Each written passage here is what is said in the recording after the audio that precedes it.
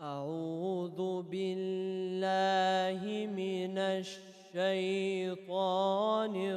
الرجيم.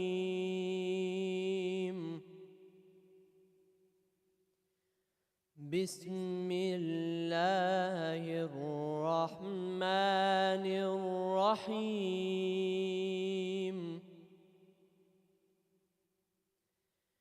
سأل سائل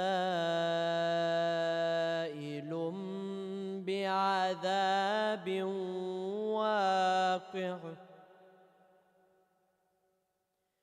للكافرين ليس له دافع من الله ذي المعارج. تعرج الملائكة والروح إليه في يوم كان مقداره 50,000 سنة. فاصبر صبرا جميلا إنهم يرونه بعيدا ونراه قريبا.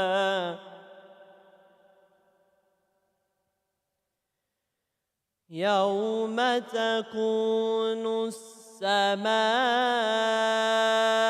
كالمهل وتكون الجبال كالعهن ولا يسأل حميم حميما. يبصرونهم يود المجرم لو يفتدي من عذاب يومئذ ببنيه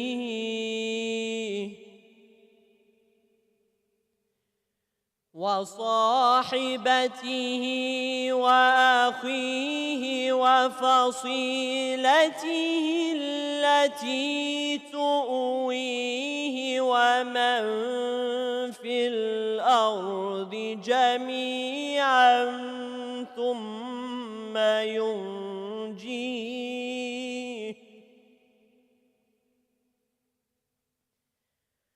كلا إنها لظى نزاعة للشوى تدعو من أدبر وتولى وجمع فأوعى. إن الإنسان خلق هلوعا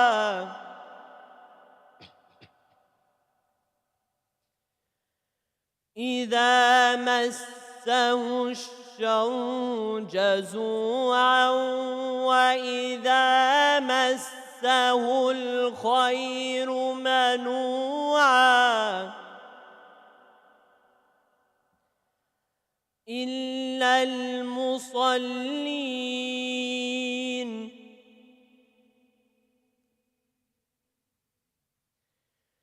الذين هم على صلاتهم دائمون والذين في أموالهم حق معلوم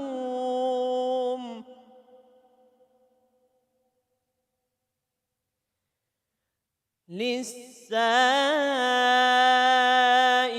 والمحروم والذين يصدقون بيوم الدين.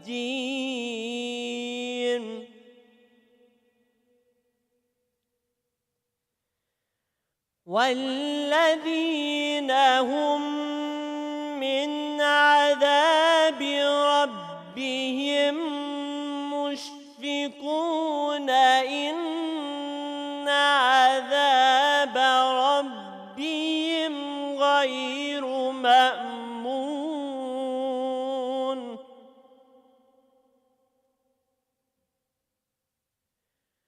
والذين هم لفروجهم حافظون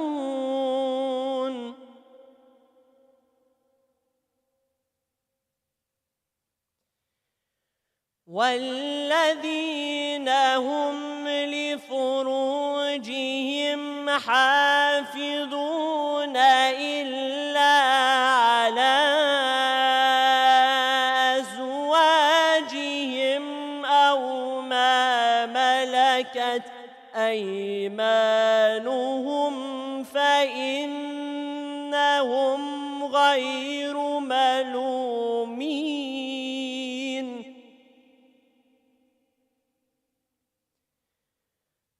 فمن ابتغى وراء ذلك فأولئك هم العادون والذين هم لأماناتهم وعهدهم راعون والذين هم بشهاداتهم قائمون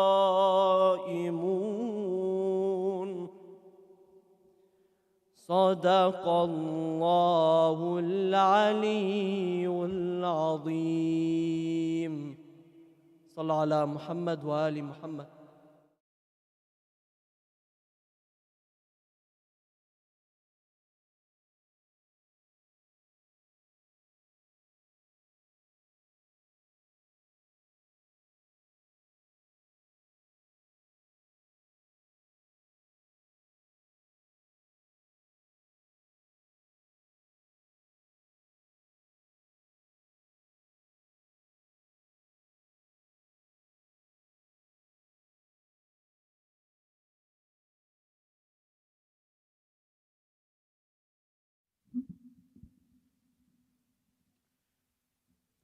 اللهم صل على محمد وآل محمد.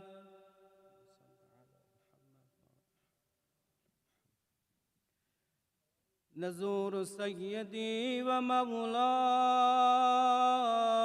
حجة ابن الحسن إصالة عن نفسي ونيابة عن والدي وجميع المؤمنين والمؤمنات أحياء والأموات. بسم الله الرحمن الرحيم. سلام على آل ياسين. السلام عليك يا داعي الله ورباني آياته. السلام عليك يا باب الله وديان دينه. السلام عليك يا خليفة الله وناصر حقه. السلام عليك يا حجة الله ودليل إرادته. السلام عليك يا تالي كتاب الله وترجمانه. السلام عليك في آناء ليلك وأطراف نهارك. السلام عليك يا بقية الله في أرضه. السلام عليك يا ميثاق الله الذي أخذه ووكده. السلام عليك عليك يا بعد الله الذي ذمناه. السلام عليك أيها العلم المنسوب والعلم المسكوب والغوث والرحمة الواسعة بعدا غير مكذوب. السلام عليك حين تقوم، السلام عليك حين تغد، السلام عليك حين تقرأ وتبين، السلام عليك حين تصلي وتقنت، السلام عليك حين تركع وترجو وتسجد، السلام عليك حين تهلل وتكبر، السلام عليك حين تحمد وتستغفر، السلام عليك حين تصبح وتمسي، السلام عليك في الليل إذا يغشى والنهار إذا تجلى. السلام عليك أيها الإمام المأمون، السلام عليك أيها المقدم المأمون، السلام عليك بجوامع السلام. أشهدك يا مولاي أني أشهد أن لا إله إلا الله وحده لا شريك له، وأن محمدًا عبده ورسوله لا حبيب إلا هو وأهله. وأشهدك يا مولاي أن عليا أمير المؤمنين حجته، والحسن حجته، والحسين حجته، وعلي بن الحسين حجته، ومحمد بن علي حجته، وجعفر بن محمد حجته، وموسى بن جعفر حجته، وعلي بن موسى حجته، ومحمد بن علي حجته، وعلي بن محمد حجته، والحسن بن علي حجته. وأشهد أنك حجة الله، أنتم الأول والآخر، وأن رجعتكم حق لا ريب فيها، يوم لا ينفع نفسا إيمانها لم تكن آمنت من قبل أو كسبت في إيمانها خيرا، وأن الموت حق، وأن ناكرا ونكيرا حق، وأشهد أن النشر حق، والبعث حق، وأن الصراط حق، والمرصاد حق، والميزان حق، والحشر حق، والحساب حق، والجنة والنار حق، والبعد والبعيد بهما حق.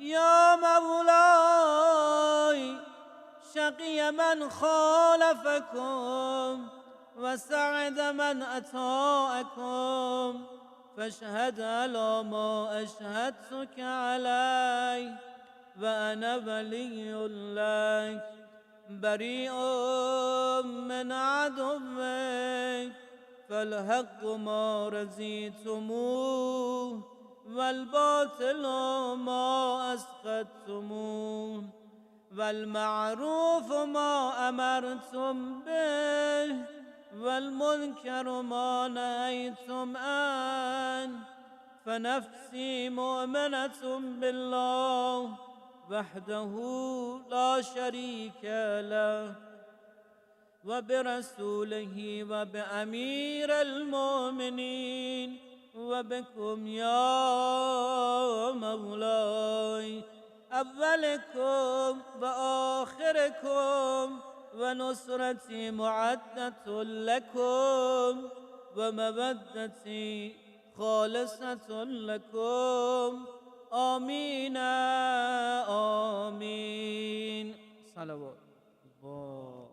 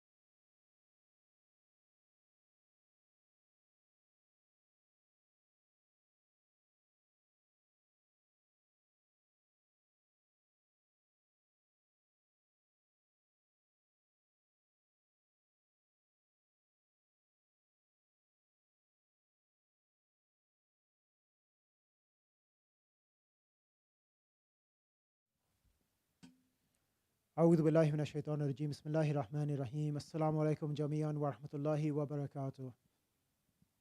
Welcome to the Imam Hussain Islamic Center, and as always it is an honor, a pleasure and a privilege and a tongue twister to host you here this evening, and it is with great pleasure especially for this occasion that we have you here joining us in the hall, and also anybody who's online as well. Tonight we are celebrating the birth anniversary of Sayyeda Zaynab, salamullahi alayh, the often regarded as the heroine of Karbala, and of course such an incredibly brave woman that it is impossible for me to do any sort of justice to her status. We offer our best congratulations to the 12th Holy Imam and the entire progeny with our warmest salawat ala Muhammad wa ali Muhammad. Allah. Salli ala Muhammad wa ali Muhammad. Inshallah, just a couple of quick announcements and then we'll begin the main lecture for this evening. First of all, you will of course notice that given the world circumstances and the world issues that are currently prevailing, we have toned down a lot of our programs, a lot of our decorations, everything that we do in the center in respect of that, and including some of the refreshments and things that we give on these big and grand occasions as well. That is in no way to minimize the occasion or to cause any disrespect for the occasion at all.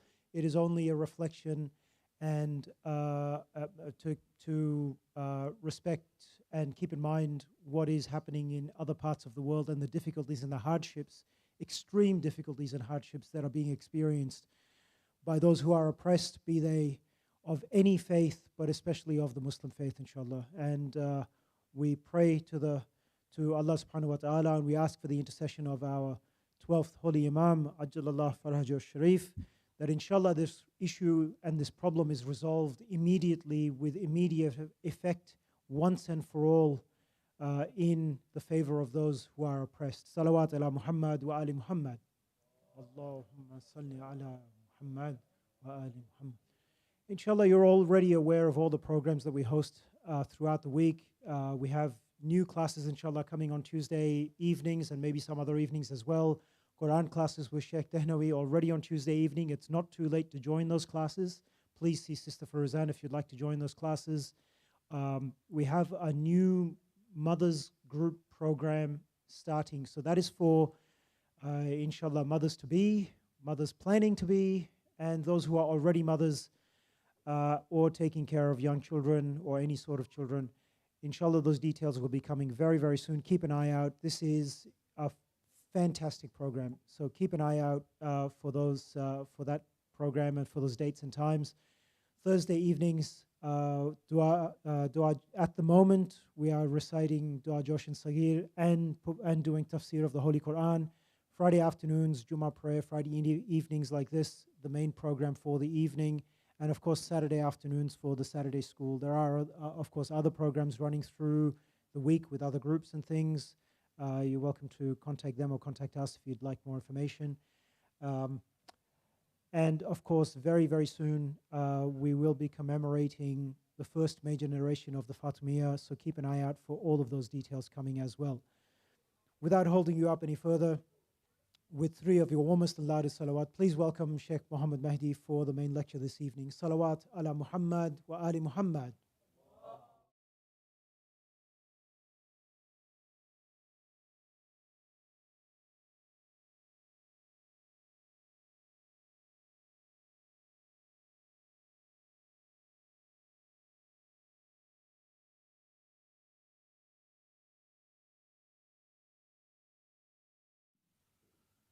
أعوذ بالله السميع العليم من الشيطان اللعين الرجيم بفضل الله بسم الله الرحمن الرحيم الحمد لله رب العالمين الحمد لله والحمد حقه كما يستحقه حمدا كثيرا الحمد لله الذي هدانا لهذا وما كنا لنهتدي لولا أن هدانا الله اللهم لعن أول ظالم ظلم حق محمد وآل محمد وآخر تابع له على ذلك اللهم لعن العصابة التي جاهدت الحسين وشايعت وبايعت وتابعت على قتله اللهم لعنهم جميعا ثم الصلاة والسلام على خير خلق الله أجمعين محمد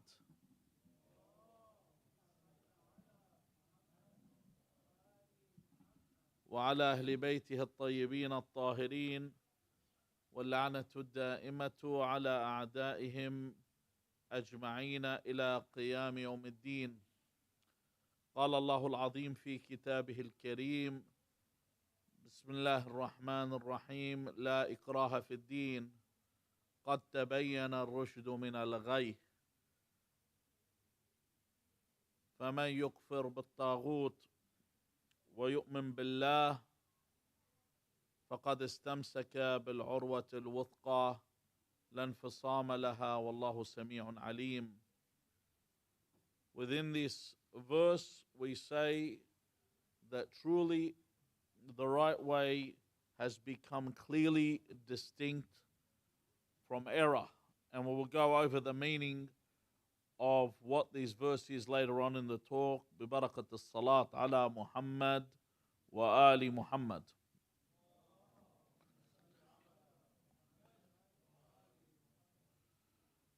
One question that is asked often by many people is why doesn't God just appear and remove any remaining doubt? Now, why doesn't God just come out, like they say, a face come from the clouds? I'm here, believe in me, worship me, and then there would be no issue and no one. This question comes up so often. And even at the time of the sixth holy Imam, in one of his many dialogues with Ibn Abil Awja, his actual name was Abdul Karim, even though he was an atheist. His name was Abdul Karim, which means the servant of the Karim, or the kind, or the generous, or the noble. And I don't want to go too much meaning, but here was his name, the servant of God, Abdul Karim. And Ibn Abil Awja was a mulhid. In the hadith, they mention him as a zandiq. Zandiq was one way of calling a person a mulhid, which means an atheist. And in one of his many dialogues, he says to the Imam, he says to him,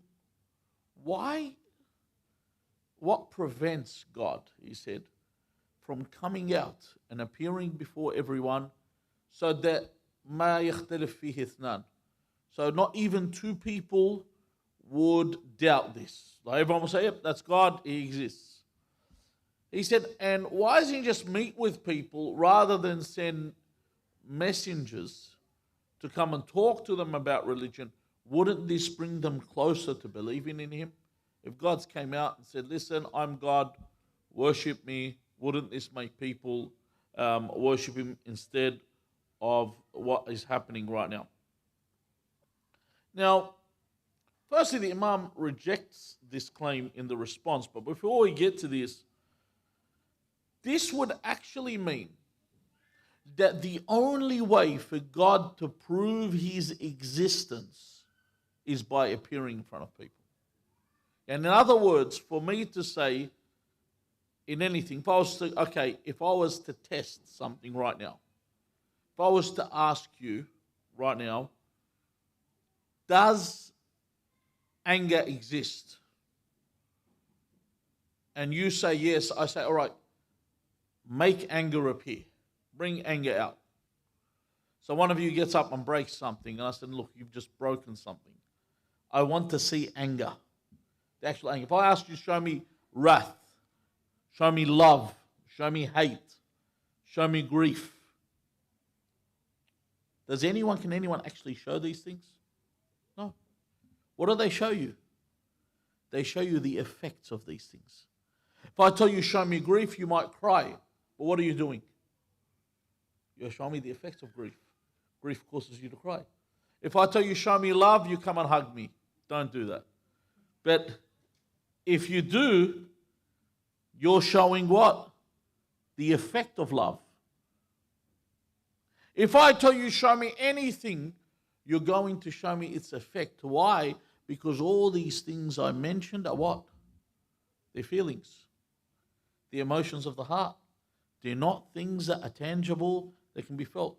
If I told you, when someone says, speak your mind, I say, hold on, why doesn't your mind show itself?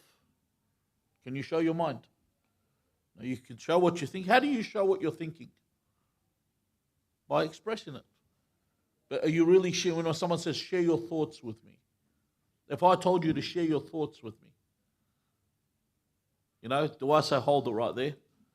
Look at the screen up there, and I'll put up my thoughts. Could you imagine, something from a Charlie Booker writing or something like that, or something that's written from some sci-fi writer, where I could actually show you what I'm thinking, to show you exactly what my thoughts, but they're not tangible. So these people have said, let God appear.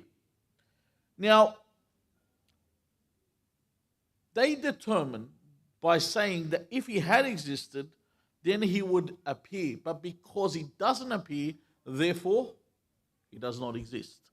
So in other words, they've said what is required for something to be proven. I will not believe that this is so unless that happens. So I've already decided what the conclusion, what method is required for me to arrive at a conclusion. So then the Imam mentions to him, Waylak, he says, woe unto you. He says, how has he concealed himself from you? How is Allah? Imam denies. Allah is not hidden from you. When you see, he says, you see God's almighty ability in yourself. How do you see it? He says to him several things. But I'm not going to go through all of them. I'm just going to say a few, because it's very long. He says to him, Nushu'aka walam takun. The fact that you were brought into existence and you were not. You weren't. You didn't exist before. Let's go back 100 years. So I want to be safe. None of us even existed. We weren't even a thought worth mentioning. So he said, God showed you the ability because you came and you were not. Let's take a look. And I've mentioned this example, not once, not twice, I've mentioned it multiple times. If someone asks me, I want to see a miracle, where are the miracles today? I told them the miracle of birth. They actually call it the miracle of childbirth. Why? Because if someone was to die, when we talk about the miracles of Nabi Isa, of Jesus Christ, one of the miracles the Christians will scream and boast about is what? the miracle of Lazarus, that Lazarus was dead for 7 days. And then Jesus brought Lazarus back to life and Lazarus walked. Isn't that right? Now you think that's a miracle. Is that a bit of a miracle? Or if I bring something into existence that was not there? Right now, with my hand, I create a man standing right next to me. Is that a bigger miracle, or for me to bring the dead back to life? The dead back to life, all I'm doing is what? Changing the state of something that's there from one state, which is death, into life. Whereas in the other stage, in the other situation, what am I doing? I'm actually creating matter. I'm actually creating energy. I'm actually making something exist that's supposed to be something that's not, to bring it, physically, you can't bring energy and matter. This is divine. For you to create, energy is always conserved. It moves us from one form to another. For me to bring energy and matter on my own is a miracle. It's divine. So he says to him, نُشُوءَكَ وَلَمْ تَكُنْ وَكِبَرَكَ بَعْدَ صِغَرِكَ. So you were small and Allah made you grow. You see this miracle in all the creation of God. He says, وَقُوَّتَكَ بَعْدَ ضَعْفِكَ وَضَعْفِكَ بَعْدَ قُوَّتِكَ. This is in your life. He says to him, the Imam, the strength you got after you were weak, because when you were born, what? Especially humans. We're not like the animal kingdom. We're not animals for the zillionth time, I have to tell people. The human beings, when we were born, we're the weakest babies. You see these animals, they get born, after a while they're walking and they start moving about and doing stuff. Whereas human babies, what do they do when they're born? They're blind. They cry. They don't know what they're doing. Absolutely have no idea about anything. In fact, they come into this world they need care at the beginning of their life, otherwise they will die. So Allah Azza wa Jal, He says, shows you His ability from when you were weak, He gave you strength, and when you were strong in your youth, you become old again, you become weak. So it begins at a point, you reach the apex, and then you come back down again. So Allah has shown you through this. So the Imam shows him what? The effects of existence. An irrational person, a sound person, a reasonable person. If right now one of you was in the other room, or someone's not listening, someone's in their own world, but they can hear my voice, and they hear the sound, you'd have to be not reasonable to not say there's a speaker, there's someone actually talking. If I hear a voice or hear sound, I have to know that there's a speaker. This is logical. So if I see the effects of something, I have to accept that this thing exists. I'll be talking about later on as we move along about one of the arguments that they always bring, and they try to bring it on their terms. Have you ever seen when they tell you, show me Imam Ali alayhi salam in the Quran? You hear this argument all the time. People say, show me Imam Ali in the Quran. Show me the name of Imam Ali. Show me Imam Ali in what they want, bishikal sarih, So it has to be, there's no doubt that it is. And the only way there's no doubt whatsoever is if it says this person, if it actually said, for example, you want to know what sarih, if you want to be really pedantic, the Quran, when it mentions the Prophet, it should say, Mohammed, sallallahu ala Muhammad wa ali Muhammad. Ibn Abdullah, Ibn Abdul Muttalib, Ibn Amina bint Wahab. Then we go, yes, that's who the Prophet is. That's how, if you want it as clear as possible, because it could be one of the others. The most popular name in the world, which person is it talking about? If you want to be, what's it called? You want to be nonsensical like they try to be. So, the Imam makes it clear that God's existence is vivid. There's no doubt about it. It's decisive.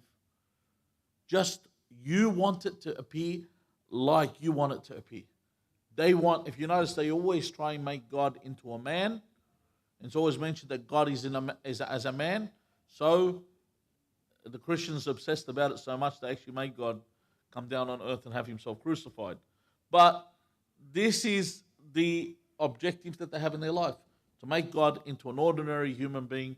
And because he's an ordinary human being, he needs to show himself. So let's go to the verse. قَدْ تَبَيَّنَ الرُّشْدُ مِنَ الْغَيِّ. Tabayyan,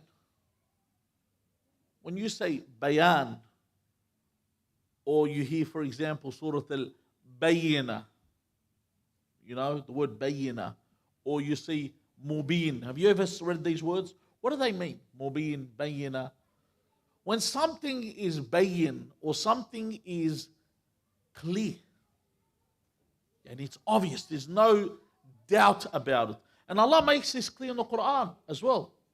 You know, no pun intended there, but Allah makes it clear when He says, لم يكن الذين كفروا من أهل الكتاب والمشركين منفكين حتى تأتيهم البينة. That the Ahlul Kitab and the polytheists are they're not considered as unbelievers or cut from the folds of Islam. حتى تأتيهم البينة. Until when? Until it's become clear to them. Hatta means until. It will be brought to them. It will be made clear to them. It's not like it won't. It becomes obvious, clear and obvious. Allah says here in the Quran, qad. When we say qad, it means certainly. Qad tabayyan. That Allah has made it distinct. Allah has made it clear what? Ar-rushdu min al-ghay. What is ar-rushd? And what is al-ghay?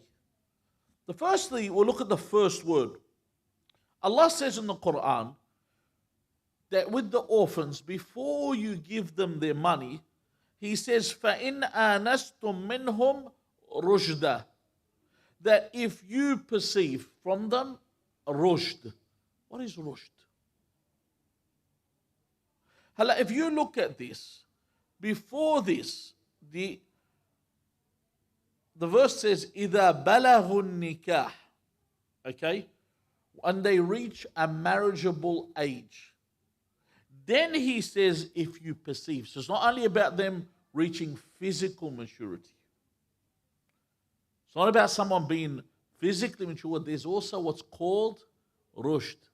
This is the age of reason. The age of logic. The age of being able to understand. And if you look at the word rashad, it basically means to be able to hit the target. Okay? Or what they use is the word as-sadad, which means rightness or soundness or correctness. So basically, a rushd is to travel on the right path, to take the right course of action in the way that you behave and the way you undertake things. And it's the right path of guidance. So a rushd is what? Doing what is right. The right way and the correct way. So God says what is right is what? Clearly distinct from what? Al-ghay. What is al-ghay? Al-ghay obviously is the opposite of this. Al-ghay is error. Al-ghay is deviation. Al-ghay is perversion. Al-ghay is what's wrong. So Allah makes a verse that puts it up as a challenge for everyone. قَدْ تَبَيَّنَ الرُّشْدُ مِنَ الْغَيِّ. Before He gets to this, He says, what? لَا إِكْرَهَ فِي الدِّينِ. I will explain what this is and move along. In fact, what it means by error, also, ghayya in the Quran is mentioned when we talk about the fire of hell, the punishment, the place of error. Now, Allah says right is clear from wrong. It means there'll be absolutely no doubt for people. There'll be absolutely no doubt for people when it comes to what? Right and wrong. No doubt at all.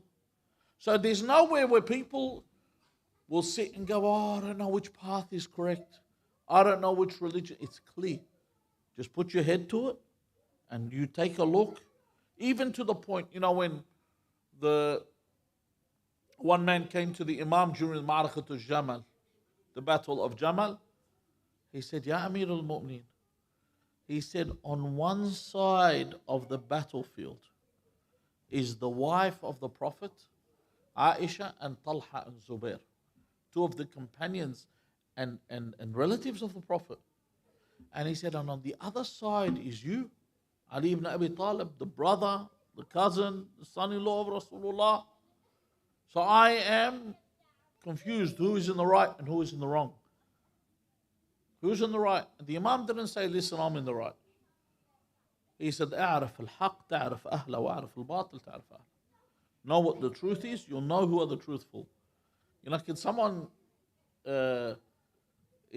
get I think preschool that's broken out upstairs. Can someone tend to it? Sallu ala Muhammad wa ali Muhammad.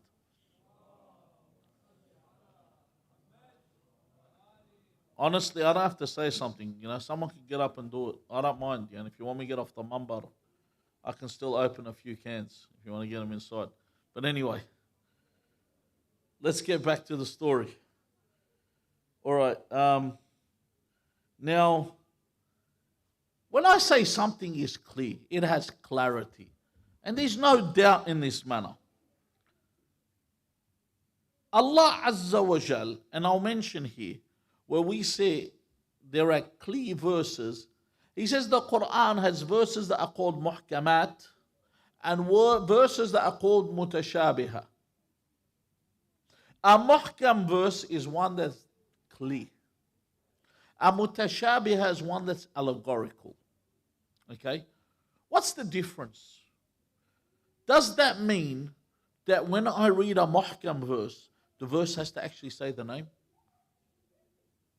If this is, this is the argument when they tell you, why is Imam Ali not in the Quran? You say, all right.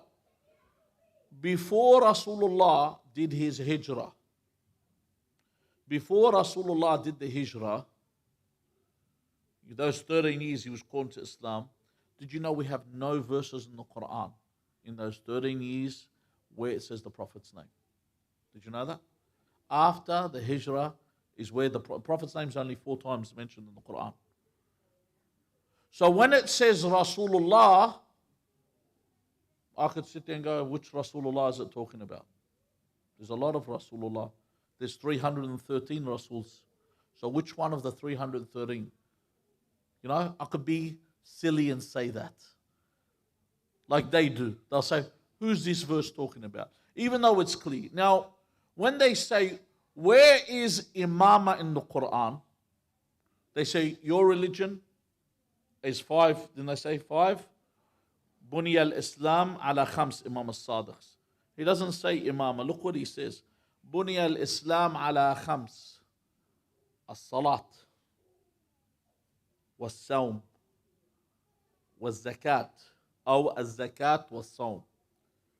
Wal-hajj. Wal-wilayah. So the 5 things Islam is founded upon is prayers, alms or taxes or Islamic tax, or alms giving to the poor, fasting, hajj, and wilayah. Is wilayah in the Quran or not? Allah says in the Quran, He says, إِنَّمَا وَلِيُّكُمُ اللَّهِ, that Allah is your wali, your guardian. وَرَسُولُهُ, so Allah mentions it's Allah, it's God. وَرَسُولُهُ, which prophet is it talking about? Let's play their game. Which prophet is it talking about? Rasuluhu. Everyone knows it's Rasulullah Muhammad sallallahu alayhi wa alihi. Allahumma salli ala Muhammad wa ali Muhammad. وَالَّذِينَ آمَنُوا الَّذِينَ يُقِيمُونَ الصَّلَاةَ وَيُؤْتُونَ الزَّكَاةَ وَهُمْ رَاكِعُونَ, that the ones that believe, the ones that uphold their prayers, and while they are genuflecting, while they are in ruku', they give what? Zakat. They give to the poor. So then the people come and say, How do we know this is Ali? This is the argument, even though the Mufassirin say it is. If you were actually to write وَالَّذِينَ يُؤْتُونَ الزَّكَاةَ and go to any of their search engines, you'll say this verse came down by Ali ibn Abi Talib, and then you'll have Ibn Taymiyyah or someone say, this is غير صحيح. Even though the chain of the narrators is solid, but Ibn Taymiyyah, anything got to do with Ali ibn Abi Talib, he feels a sting and he can't accept it. Now, knowing that it's Amir al-Mu'mineen, so let's say they say Wilaya is not clear. Then Nubuwwah is also not clear, because when Abu Jahl, when was he killed? Abu Jahl was killed at the beginning of, so he never heard the new verses that said Muhammadun Rasulullah. He hadn't heard this. So Abu Jahl kafar bi Rasulullah, he didn't get the memo. So he goes to heaven according to their logic. You understand what I mean? So anyway, there's no doubt that this verse is with Ali ibn Abi Talib according to all the narrations. And it's obvious, when you are to bring up, who did the Prophet appoint? Who did the Prophet appoint? This is one of the hardest questions you can ask anyone. You can ask anyone. There's a hadith that we all believe in. Every sect, the dissident sects, the followers of Ahl al-Bayt, everyone. Whoever dies and does not have a bay'ah in their neck, the bay'ah for an imam dies the death of ignorance. Another hadith, whoever dies and does not know the imam of their time dies the age of ignorance. In other words, he doesn't have the imam chosen, who the imam is. So the question you ask anyone, tell them when Fatima alayhi salam died, who was her imam? Who was her imam? If he says that Abu Bakr was her imam, you say in Bukhari it says Fatima died while she was angry with Abu Bakr and never forgave him. That means Fatima died without giving bay'ah to her imam. That means she died the death of what? Jahiliyyah. Death of Jahiliyyah is where? Death goes to hell. But hold on, in Sahih Bukhari it says Fatima Sayyidat Nisa Ahl al-Jannah. Is there a doppelganger or something? One goes into paradise, one goes into hell. How does this work? So you catch it out. Logically, it's absolute logic that the imamah wasn't where it was given and who it was given to. When they asked the imam about the saying of Rasulullah to Ali ibn Abi Talib, okay, what did he say in his appointment? He says when he reached his death, and he didn't write because they didn't allow him to write, but he said, هذا وليكم من بعدي فإن أطعتموه رشدتم. That's where the rushd is. That this is your wali when after me.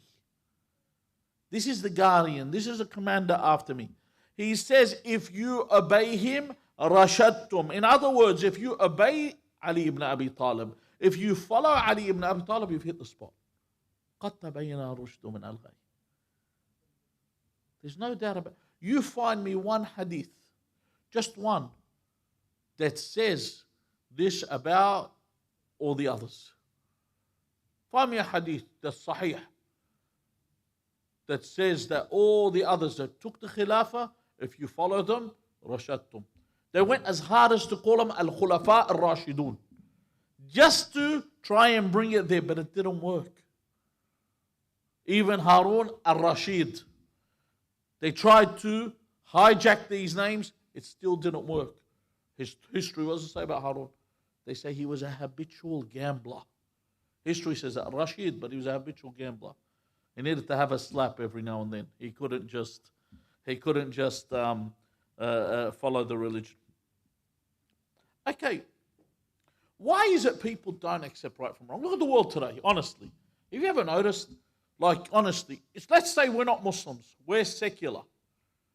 You're secular right now. You don't know anything but you're watching what's happening in the world right now. And I'll give you from my perspective. I remember 20 years ago when the Americans bombed Fallujah. Even though Fallujah was the stronghold of all the extremist Sunnis that were cutting Shia heads off and kidnapping them. I remember when they bombed Fallujah, it was one of the biggest massacres, and I condemned it at the time with the people. I said, this is wrong. When the Americans bombed them, they cleaned the whole city. They killed everyone just to kill the extremists. You know? Just kill everyone. Carpet bombing. Killed a lot. Doesn't matter. It's like, you know, when someone gets the chlorophyll, is it? The one that kills grass? Is it chlorophyll that kills grass? Imagine like someone wants to throw it on the weeds and just kill everything in one go. Wants to kill everything that's there. Or let's see something. If you got like 18 molar sulfuric acid because there was some meat stains on your hand and just poured it to get rid of it. Yeah, you're just burning off the flesh on your body too, but at least you clean yourself of the meat stains that you have on you from eating. Makes no sense. You're just killing everyone. Logically, a human with reason would say what crimes are being committed or what? They're wrong. But you get people that get up, kill them all. And even these new presidential candidates, like it's really sad when you see a president that's running for office right now. Well, someone showed me someone that's probably got slave ancestors, okay, saying that I will cut the head of a snake, I'll bomb Iran, I'll do this. Malcolm X used to call these people, he used to use the term house niggers. That was the term that Malcolm X used. He said a house nigger is someone that does whatever his master wants. That will, if the master hurts, he gets hurt. And then the blacks called them Uncle Toms. This is what an Uncle Tom is. That will do absolutely anything for his master. And then you got the other one, that Vivek. He's even worse. You know, he's someone that was probably from his ancestors were what?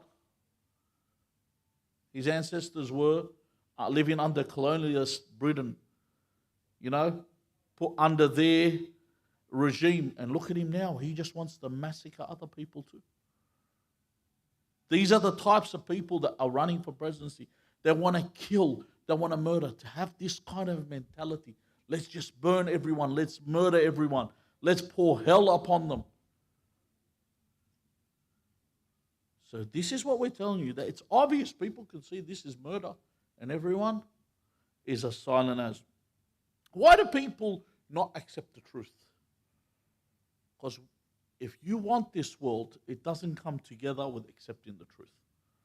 Firstly, Imam Amir al-Mu'mineen says that if I struck the mu'min, all the mu'mineen upon their noses, if I struck them with my sword upon their noses, so that they will disbelieve in me, they would not. So in other words, if Imam Amir al-Mu'mineen hit you with his sword, you would still love him. You probably kiss the sword that's coming down in your face, if you're a believer. And he said, and if I gave the kafir what is in the dunya bihadafiriha, everything in the dunya, I gave it to the kafir to love me, he still would not love me. He said, because the Prophet said, "Oh Ali, no believer ever hates you." That's how you know the believer, because he will never hate you. And no munafiq or kafir will ever love you, because they don't like haqq. They don't like haqq, they don't like Ali. If you notice, when it comes to Imam Ali alayhi salam, that's the enmity towards you. This is where they have this enmity towards you. That's why the verse before قَدْ تَبَيَّنَ, the part of the verse before قَدْ تَبَيَّنَ الرُّشْدُ مِنَ الْغَيِّ is لَا إِكْرَاهَ فِي الدِّينِ. What does لَا إِكْرَاهَ فِي الدِّينِ mean? There's no compulsion in religion. Meaning what? You can't really compel anyone to believe. I might compel you to say something or do something. Can't I? You know, if you, what we call in a court of law, what they call when someone commits a crime under duress. Someone puts a gun to your head, tells you to commit a crime. Imagine someone kidnaps someone in your family and says, go rob a bank for me or I'll kill them. They'll say this crime was committed under duress. This is ikrah. Or say you're, for example, living in a time where you're under great oppression, that you do things because you're being oppressed. You know, someone puts you under oppression. And you know, a lot of people jump the gun all the time. You know, sometimes, for example, and I've used this example before in South Lebanon after the Zionist regime was driven out. The collaborators that were from the South Lebanese army, at the time, Sayyid Hassan Nasrallah said, no one is allowed to touch any of them. I think I was about 22. You know, at the age of 22, you think you know everything. So I said to my father, why would he say that? They should kill them all, the collaborators. My father looked at me, he said, what about the ones that were forced? And I said, what do you mean? And then he brought me to my attention. He said, Imam Hassan alayhi salam said that people, imma muqrah wa imma muti'ah. Some people become collaborators because they just want to become collaborators. Some are forced. Some are forced into doing it. Some are forced to do things. People say, how? How can you force someone? Easy. Parents will understand this. Someone took your child and told you, I will do this and that and whatever. I'll cut your child up to pieces if you don't do this. A lot of people give me information. People will fall. People will give information. This happens. People fall under this. So you can compel someone to do something wrong.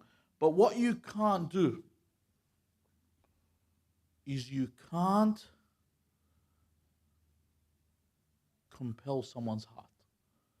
You ever read George Orwell's 1984? As much as they try to compel the people to be afraid of bigger brother, they're still not able to compel their hearts. So what they do, and this is really scary, dystopian part of the book, is they actually take them to teach them to love bigger brother. Sometimes you have to push someone in that direction. But even so, even when Shusaku Endo wrote Shimmoku, which was the book Silence, when he wrote this novel in the 60s, it's a brilliant novel about Jesuits. They were Catholics that went to preach Christianity in Japan. That they didn't want to kill them. What the Japanese would do in this book, it's also one of these kind of novels. They would actually torture the people in front of them and say, we will keep torturing your people until you denounce God. So we want to break them. But even still, in this book, they couldn't compel their hearts. They would make them break by torture, but within they still believed. So the heart can never be changed. It can never be changed. Otherwise, if we're going to go with verbal announcements, people take the Shahada every day. Saddam, while he was being hung, what did he say? He said the Shahadatain. Does that mean he goes to paradise? Pharaoh, while he was drowning, what did he say? Amantu bi Rabbi Haruna wa Musa. Does that mean Pharaoh goes to paradise? We know for a fact Pharaoh is in the Tabut, that he's in the worst part of hell.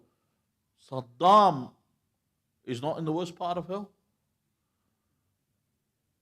Just because they make this announcement. So how is the rushd made? قَدْ تَبَيَّنَ الرُّشْدُ مِنَ الْغَيِّ. How do I follow once I follow the right path? The only way to do it is to denounce what's evil. فَمَنْ يَكْفُرْ بِالطَّاغُوتِ وَيُؤْمَنْ بِاللَّهِ. First tabarri, then tawalli. Because you cannot have tawalli without tabarri at first. It just doesn't work.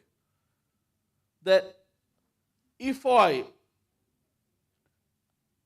don't ukfur bit-taghut, if I don't ukfur with what's evil, then I still am dependent on this evil. You know, it's like people must realize that your enemy's strength comes from where? Your enemy's strength comes from your weakness. This threat that we will do this, we will do that.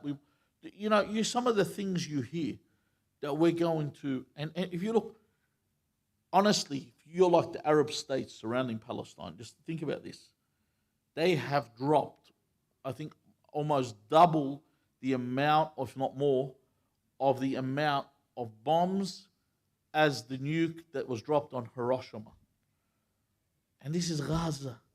Gaza is probably about the same size of Bahrain, if you see Bahrain on the map, if you can find it. If you can go find Bahrain, it's like trying to find King Island above Tasmania. If you try and find Bahrain on the map, go look for it. Try and find Bahrain on the map. That's how small Gaza is. They've been bombing and bombing. The Americans have come. They want to join them. All these other countries for Gaza and the whole Arab world is shaking. It's like, I'll give you an example. It's like you're seeing a mouse, okay, attacking, let's say they're attacking a little tadpole, for example. And then the mouse brings other mice to stand with it. And the elephants are all shaking all around it from fear. This is what you see. It's a bad example because elephants are scared of mice. But anyway, you get the picture. The point is, all these countries are so huge. They're all surrounding them and they all are afraid. They're so afraid, not only are they silent, they're even sending help because of fear of this. If I don't give them this ability, they would not have this ability. I don't absolve my enemy for anything that they do. Amir al-Mu'mineen Ali ibn Abi Talib alayhi salam says, الراضي بفعل قوم كالداخل فيه معهم. Anyone that is pleased with the action of any nation is as if that they do this same action with them. So anyone that's pleased with any crime that was committed in history, any crime that was committed, they are like these people. That's why the people that celebrate on the day of Ashura, they're like the killers of Imam Hussein. There's no difference. They celebrate on this day. وَعَلَى كُلِّ دَاخِلٍ فِي بَاطِلٍ إِثْمَانٍ.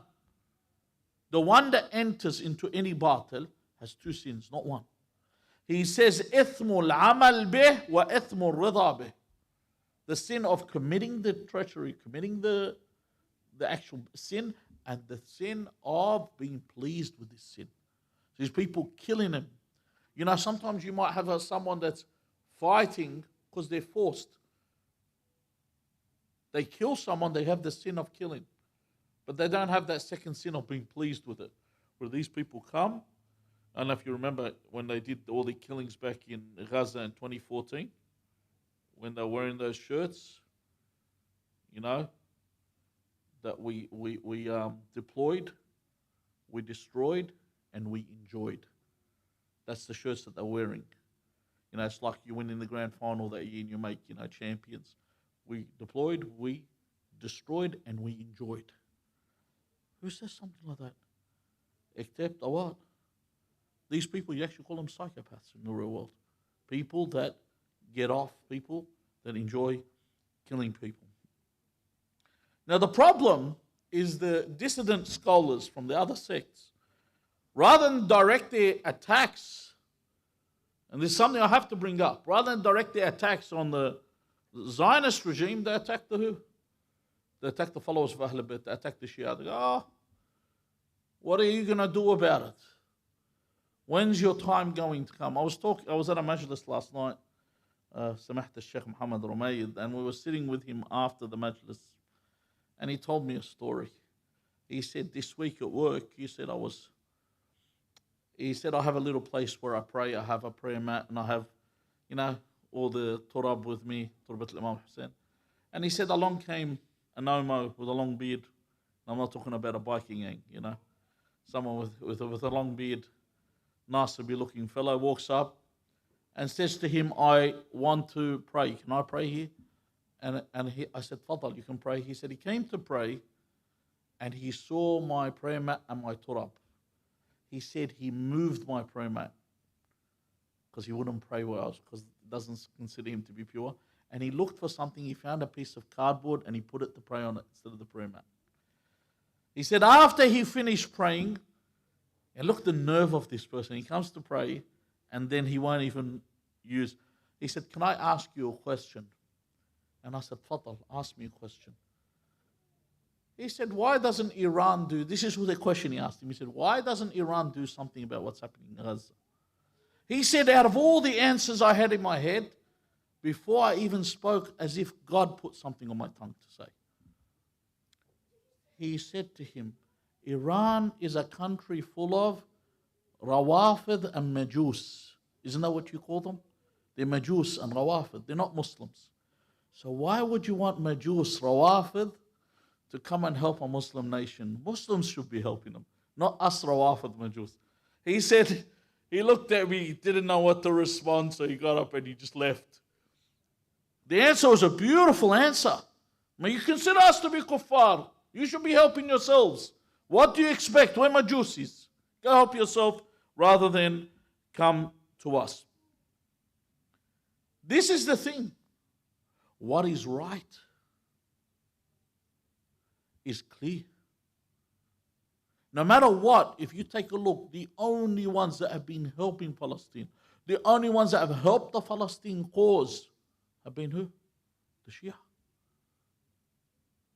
If you look at the history of the Islamic Republic, from when? 1979 to now, they're the only ones that have been helping the cause of Palestine.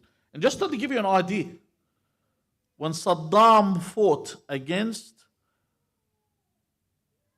Iran, the Palestinians went and fought alongside Saddam against Iran. The Iranians still helped the Palestinian cause because they saw the oppressed. They didn't count all these people that helped. When the war took place in Syria against Daesh, some of the Palestinians went and helped the Daesh. The Iranians still helped the Palestinian cause. Do you know why? We don't let Shia don't let personal agendas. Someone comes up to you. Someone told me, he said to me, why is it we're helping them? Some of these people have done this and that. I said, I don't know why. Amir al-Mu'minin used to go into the houses of who? The Khawarij. What did he do? The Khawarij. You know the Khawarij, they used to call Imam Ali a kafir. The ones that he killed in Nahrawan, he would enter their houses. What would he do? He would cook for the orphans while the widow would sit and curse Ali ibn Abi Talib. You read these narrations. She would curse Ali ibn Abi Talib and he would be cooking for the orphans. Go read these narrations. Because the Shia is like this. Our Prophet was رحمة للعالمين. وقد كان لكم في رسول الله أسوة حسنة. Our Prophet was the mercy to the world and he is the best example. Everyone's got the knives drawn out at us. We show them love. We support the oppressed. And we always have supported the oppressed. Tonight, we remember the birth of Sayyeda Zaynab alayha salam.